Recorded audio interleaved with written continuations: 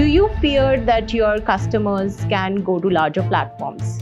Whenever you have technology that is so different than what's come in the past, there's going to be uncertainty. That kind of uncertainty is getting reflected into the stock market. The stock price will reflect results over time. Claude is coming up with new updates every day. A lot of talk is happening about the mythos. We can tap into different models to bring that innovation to our customers. You come from big places like Dropbox and Google. Why did you choose Freshworks? It's true that Google and Dropbox currently are big companies, but I joined both when they were quite small. He built the foundations without which we would not be here at all. My job is to extend that. But still, do you miss him? He's my neighbor, by the way. We have also seen that Freshworks has shut down Freshteam. Any entrepreneur will say you want to try things, but you also want to recognize when your efforts are better somewhere else. We're going to cross at some point this year $1 billion in ARR. There are only 50 software companies in the world that have done that. A company born in India. We've proven to the world that you can build product here in India that ships globally.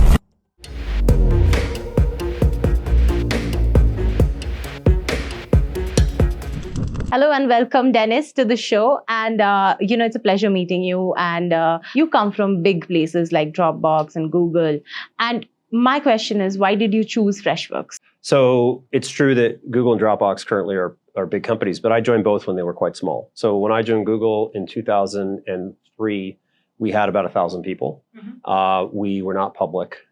We were known only as a search company. Mm-hmm. And I saw what a big vision and a really good technical team can do, how they can innovate, how they can build a company. And I had an opportunity to be part of building that company. I was responsible for, at one point, corporate strategy. Mm-hmm. I was responsible for all of our emerging markets.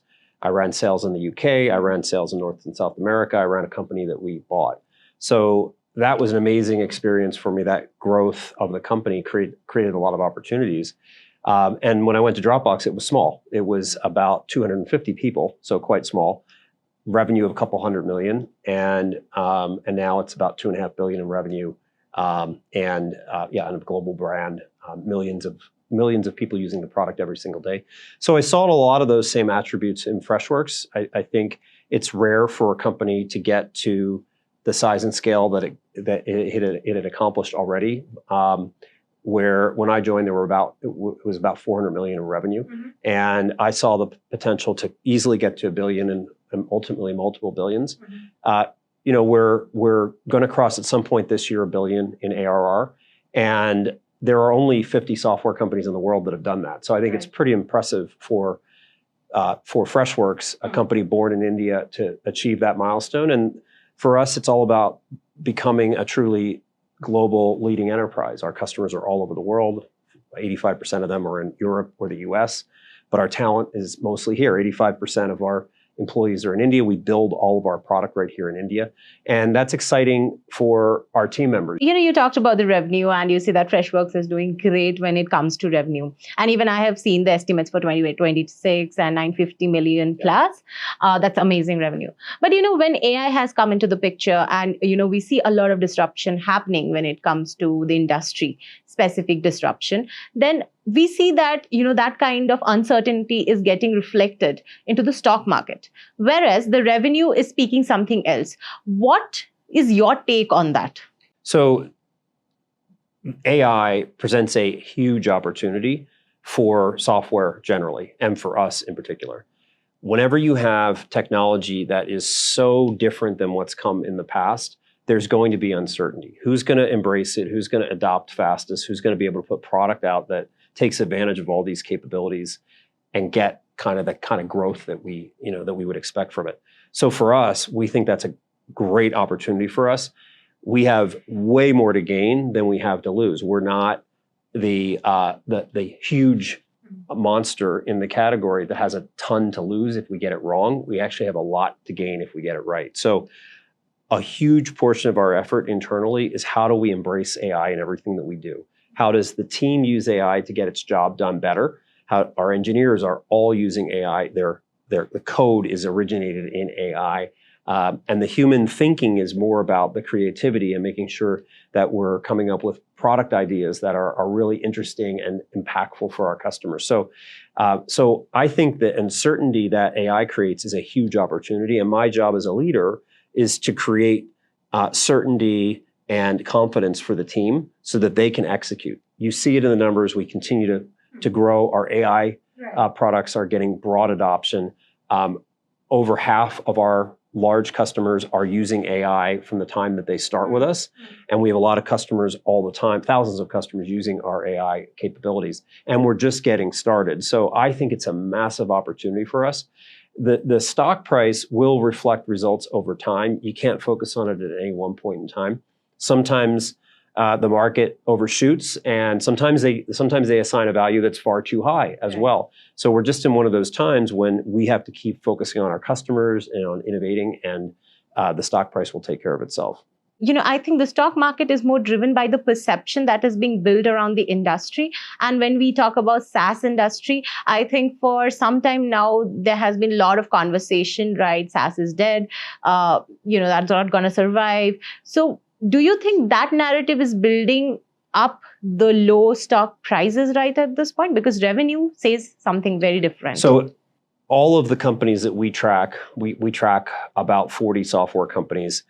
All of the software companies have had a very similar experience recently with respect to stock price. And the market is trying to figure out which of these companies is going to make it and become potentially far bigger in an AI world, and which are going to see their business erode. But we believe we've got a really privileged position to build a huge business that's AI enabled all throughout the product. And that's exactly what we're doing.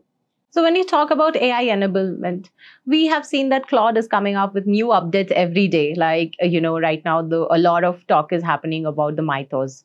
So do you feel threatened? No. So we take advantage of that innovation in the ecosystem. The way we've built our product, we can use different models to accomplish different things in our product. So I'll give you an example. One of our products is called Copilot. It enables an agent to be much faster and much smarter than they could on their own. So it'll suggest answers. It'll translate for the agent. It will summarize interactions with customers. It'll create knowledge-based articles. We can use different models for each of those use cases, depending on which model is really good at that specific task. In some cases, for example, if we're ingesting photos, so not just text, Gemini is very good at image recognition, whereas OpenAI is actually quite good for translation. So as the ecosystem innovates, we can tap into different models to bring that innovation to our customers. But at the moment that it matters to them, they don't want to have to go out and create their own hooks into a Claude. They want us to deliver that experience for them. It's our job to keep them on the cutting edge of what's going on in the ecosystem layer. When it comes to Freshworks has a very sweet spot for the mid-market. That's right. Does it look like a long-term strategy for you to focus on the mid-market? So let me talk about the mid-market and where we're going and where we came from. So when Girish launched the company 14 years ago, the primary customer base that initially was attracted to the product were smaller organizations. But very quickly, Freshdesk and then Freshservice got pulled into bigger and bigger organizations. So even when I joined 3.5 years ago, we had customers that were spending well over $1 million with us. We had customers in the G2K, which are the largest 2,000 companies in the world. And that just has accelerated over the last couple of years. So the sweet spot for our business is about a 5,000 to 20,000 person company. So an enterprise, but one that's not as big as the giants. So an example, and we call these the agile enterprise. So an example would be New Balance. New Balance shoes and apparel. They're a customer of ours.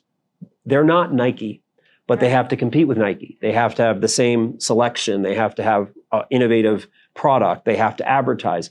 They need a product. They need technology to enable their employees that's nimble as well. And that's easy for them to use. They get fast time to value. That's the sweet spot.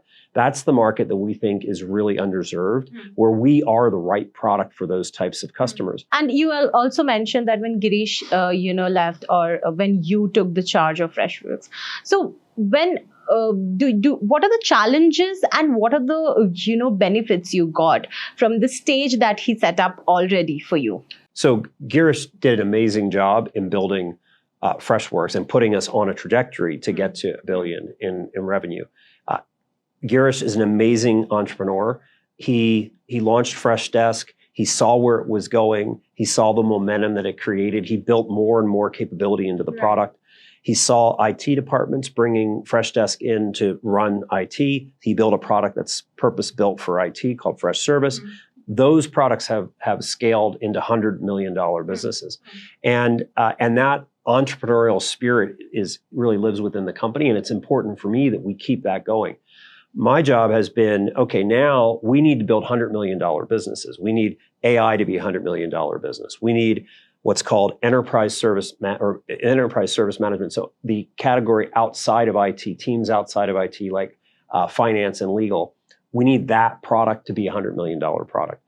We need our asset management product to be a $100 million product. So that's my strength, is scaling businesses. And that's a different task than what Girish set out to do. He built the foundations without which we would not be here at all.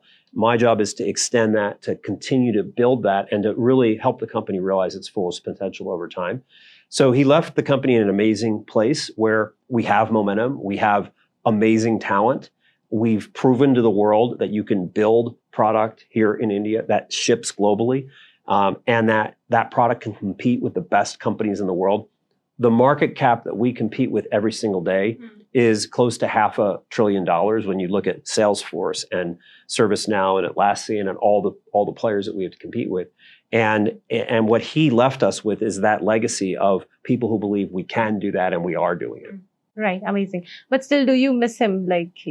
I do. I'm going to see him in a week. I think I'm going to see him in a week and a half. I WhatsApp him pretty frequently. He's very focused on investing and on finding the next entrepreneur that's going to build the next Freshworks. He's already made some investments that appear to be doing incredibly well in AI. And I think if you're an entrepreneur in India and you have an idea or have a product, you should go talk to Girish right now, because he's been there and done that. Right. And I think that a lot of entrepreneurs are going and finding him, and that puts him in a great position to be an amazing investor in the next leg of his career. When he brought me into the company, the discussion was that at some point he would want to move on and do something different. And he had already set up his investment company. He didn't give me the job, but he said, look, I'm looking for somebody who potentially could do this someday. And that decision came 2 years ago. So it's just been a privilege to work with him and to see how he's scaled, and to see how his fund is doing, Together Fund, and I'm excited to continue to be friends with him. Amazing. And he's my neighbor, by the way. Oh, yeah. He's here a lot of the time, but he's also in California, and he bought a house down the street from me. Oh, that's nice. So I think you always have those exchanges about what's happening and what's going to happen, right? That's right. He asked me once to pick up his package because he was traveling, and it was sitting on his driveway. He had and so I took it back home and gave it to him. Amazing. I think that's more than business. Yeah, that's right. Amazing. Right. So, in the recent years, we have also seen that Freshworks has shut down Freshteam. Mm-hmm. So, what else are you planning to shut down? And also specifically, what was the plan? Why did you, shut down Freshteam? Well, like I said, we need $100 million. We're going to cross $1 billion in ARR. We're going to get to $2 billion. If we're going to get to $2 billion, we need $100 million ideas, and we're going to get to $2 billion. And so we need to focus on the things that are going to make a big difference. Mm-hmm. And the two products that are going to make a big difference are Freshdesk and Freshservice, and that's where the focus has to be. Okay. And so, any entrepreneur will say you want to try things, but you also want to recognize when your efforts are better somewhere else. It's better for the team. It's better for the company. And in the case of Freshteam, it was the right time to put those resources elsewhere and to bring the talent that otherwise would be on a small product into the bigger products. There is one product of yours that has been talked a lot is Freddy AI. Mm-hmm. So what's that one thing that Freddy AI actually does better than any other competitors of yours? Freddy AI, you can get up and running out of the box in any company in a matter of an hour. Right? And it will deliver the kind of results that you want, which is it will create amazing experiences for your employees and your customers.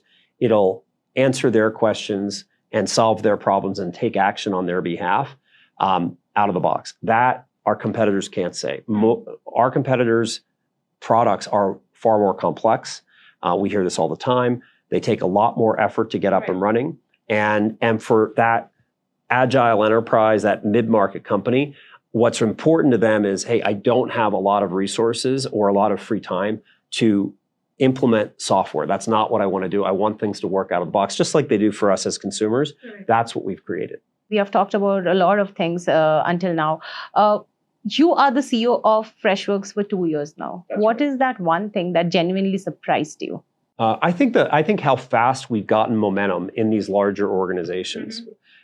I knew that we had the product that could get us there, but we're seeing companies like Seagate, like Nucor Steel. We have divisions of Airbus. We have 1,000 plus universities. We have over 1,000 professional services firms, like accounting firms and law firms. We have a third of the U.S. National Football League teams. We have a third of the F1 teams, including McLaren. All have chosen our product over much, much larger competitors. And that momentum is really accelerating in the last year, let alone 2 years. So I think that's been really fun to see. It's been fun to see how the team here in India has embraced these larger and larger accounts. And when you work with a larger company, they're more challenging, right? They expect more. And our team has risen to the occasion every single time. So that's been fun to see. And also, I think we talked about scaling, and you also talked about, how your team in India is so capable. But then, given the kind of competition that we are seeing right at this point, and with AI adding up to that, do you fear that your customers can go to larger platforms? So ever since Girish started Freshworks, he's had many, many competitors. And he built a company that's not afraid to compete at all. Mm-hmm. Every single deal that we are in is competitive. Every time we're going up against Zendesk or ServiceNow or Atlassian. And every win we have is against that class of competition. So we're obviously doing something very right because every quarter we're growing. Mm-hmm. And you see that kind of momentum in the market all the time. So we're not afraid of competition at all.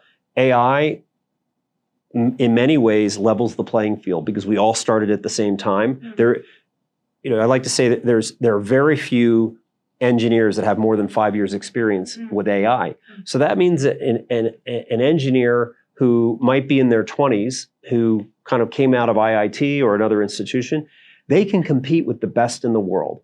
Right? They can compete with somebody who has 20 more years experience because that engineer, it might be in Silicon Valley, that engineer here in our Bangalore center has access to the same tools as that engineer in California. They have the same knowledge. They've had the same amount of time to absorb that knowledge. And that's an amazing leveler that can potentially, we think, create a huge opportunity for us to continue to leapfrog our larger competitors. And so that's what we have to challenge our teams to figure out every single day. And that's what the teams in Bangalore and Hyderabad and Chennai are challenged with. How do we create the kind of innovation and product and experience and solution that is just in demand from our customers? Again, we're starting to see it. We saw that with half of our large deals have AI as a component to it. We have thousands of customers using our AI right now. Amazing. I think, you mentioned it correctly that, Microsoft and Adobe have seen explosive growth. But then I think right now the most important thing is where we are, focusing, in which market or which kind of products we are focusing on. I think with that, we are done with the question. But before I let you go, I have one fun thing to do with you. Okay. So that is, if I give you 1 minute to convince a skeptical customer that Freshworks, that you have to convince to, purchase the products of Freshworks, how will you do that? So the dialogue with the customer typically is, look, you need to create amazing experiences Right. for your employees. And the software that is that you're currently using isn't doing that. It's too old, it's too clunky, it's hard to use, it's hard to manage, you can't keep up with it, and it's too expensive. And our software creates amazing experiences for all of your employees. It allows your team to do the best work that they can do by taking the rote interactions away, and they can focus on thinking, they can focus on creativity. And we have proven our capability in the market by the fact that we've got 75,000 customers. We've got leading companies that are doing big things like Tata and Mahindra, world-class companies running on our software, running their business on our software. Is that 1 minute? Yeah, I think that does. But anyway, thank you so much, Dennis, for all the insightful conversation. And I think that's amazing. Thank you so much for your time. Thank you.